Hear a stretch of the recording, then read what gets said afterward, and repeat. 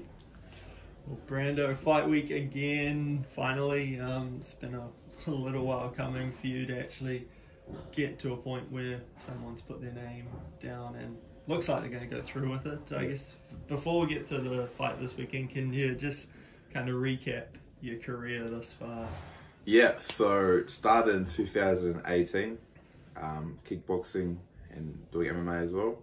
Had 2 amateur MMA fights, then went pro with the MMA, beat the eternal champion, Ricky Beecham, then couldn't get any fights after that. So went back to kickboxing, had 20 odd fights there, and end of 2022, I moved to City Kickboxing to get more fights. Then we had a year and a half of pullouts, and yeah, we're here now.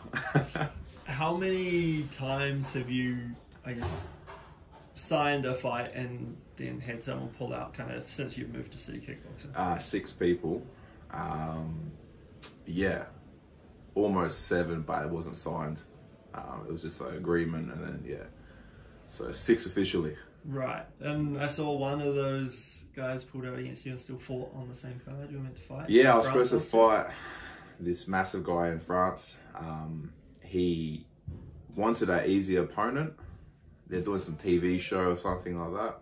He's not an actual real fighter. I thought he was. He's just a Senegalese wrestler.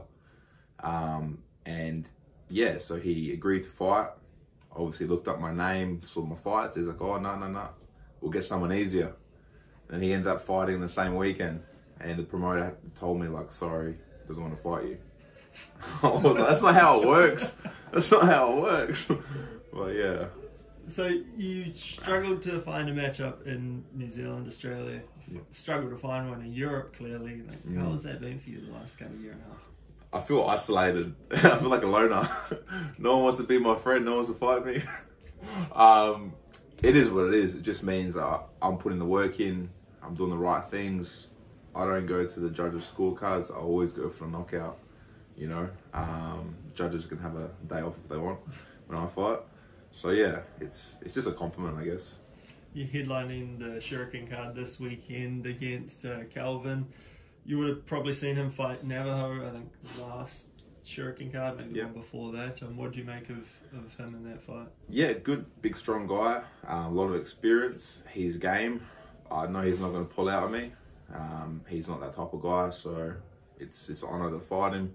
And I'm very thankful that he's stepping up, because if it wasn't for him, who knows how long.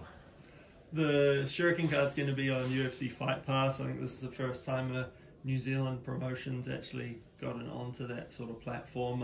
I guess, what does that mean for you as a fighter to be fighting on that one? Crazy. I didn't know until you just told me. So I thought it was a common thing. Great. Fantastic. That's awesome. It's an honour to headline that card. And yeah, I would have thought they would have had Fight Pass for years because of all the boys here. Like, all the promotions, and we got some of the best promotions in the world. Yeah, I think Eternal's the only one that's on Fight Pass. No shit. I had no idea. Oh, there you go. Thanks, bro. Yeah. I guess just on that, then what do you make of Fight Pass as a platform? Do you watch it much, like, for local shows? Or? Yeah. So I'll always support my teammates, people I know, or even opponents I want to fight in the future. I always tune in to Fight Pass and have a little geese. You obviously have only had the one MMA fight. You've had a fair bit more kickboxing. Like, what can people expect from you in the MMA arena? Like, we've seen so often that sometimes the kickboxing guys can come in and the grappling's maybe not quite where it needs to be. Like, how are you feeling about that aspect? I'm good everywhere, brother. I'm a fighter, end of the day. Doesn't matter if it's kickboxing, MMA, or boxing, I fight. So that's why I've traveled the world, I've sparred with a lot of people, and I ended up settling here at City Kickboxing. I did well straight away, you know. I wasn't just like a beginner, you know, I've been doing this for 5-6 years now. I know what I'm doing, so yeah. Expect bombs to be thrown. And yeah, just who knows what happens. Maybe I'll go for submission, you know, who knows. How do you approach this fight this weekend when you've got the Hex fight in 2 weeks' time? Like, it's kind of gone from absolutely nothing for you to very quick turnaround. Yeah, I love it. This is what UFC is going to be like. A lot of media, people reaching out, last minute things, people that you haven't heard from for years come out of the woodworks and want shit. So it is what it is, bro. I've done a lot of media for this Shuriken fight coming up and also Hex fight coming up. So it's good. I like it. It's experience. And yeah, I'm just going to focus on one fight at a time. And that's it. So, and I got one in June, actually, possibly. So, yeah. Where's that? Australia. Right. Yeah. Right. I won't push any more on that. Yeah. But just in terms of yourself, like, you haven't fought a lot around the traps here, but it seems everyone's aware of you. Everyone knows me. Yep. Everyone knows me. How has that happened? I don't know. I think it's because I'm not scared and my fight style says that. And my fights are very exciting and people remember that for years. So word gets around. A lot of people respect me. A lot of people been following my career for 5 years. Like, I haven't fought MMA for 5 years. So I still got a lot of support, man. And even when I came here, a lot of people knew me. So it's an honor, bro. Like, when I travel overseas and I go back home to Croatia or Bosnia, I'll get people come up to me. And it's like, fucking hell, I'm just had one MMA fight, a few kickboxing fights. And I'm like a celebrity here. So imagine when I get in the UFC. Like, it's gonna be crazy. I watched your interview with Tony from Combat. Tony's a TV, legend. yeah. Love him. And you mentioned you'd stopped playing rugby because of health issues with your hands. Like, thinking about that, where you are now, like what you had to go through then, just how thankful are you to be able to do what you do? Bro, there was a point in my life where I didn't know what road I was going to go down. It seemed like there was no hope for anything. Lost my jobs and I was really sick. Had to get a major surgery on my hands and I was just like, well, I was 22, 21, just in a real bad place. Didn't think about fighting, didn't think about nothing. I was trying to get through day by day. And after about 1.5 years, got my shit together, joined the gym, and that really saved me. So for people going through mental health and stuff, you need to do some physical activity. You know, if there's a passion that you have, you want to do it, like, just do it. Don't listen to people, you know. So that saved me. Combat sports really saved me. Just getting in a gym and training with people, learning, and, oh shit, I'm good at this. Let's have a fight. You know, oh wow, that was hard. I need to train harder. So that really just gave me very basic life to live by. You know, just train, eat, sleep. That's what I needed. So yeah, very grateful. Did you have any other, I guess, issues after you had the surgery in your hands? Like, for sure, bro.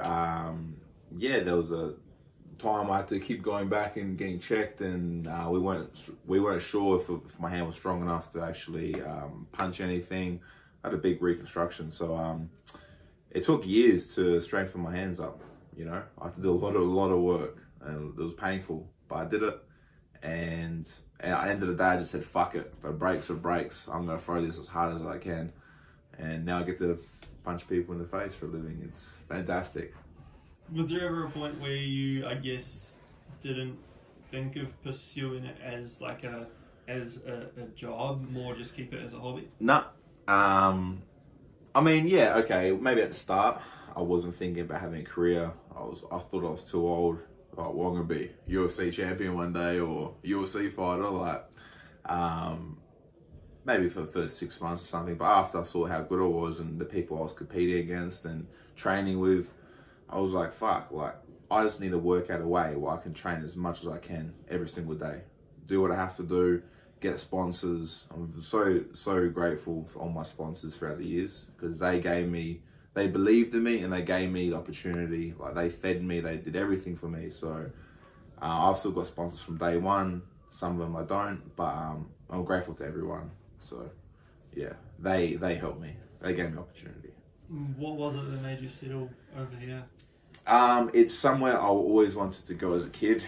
Being from Adelaide, South Australia, it's sort of, that's your world.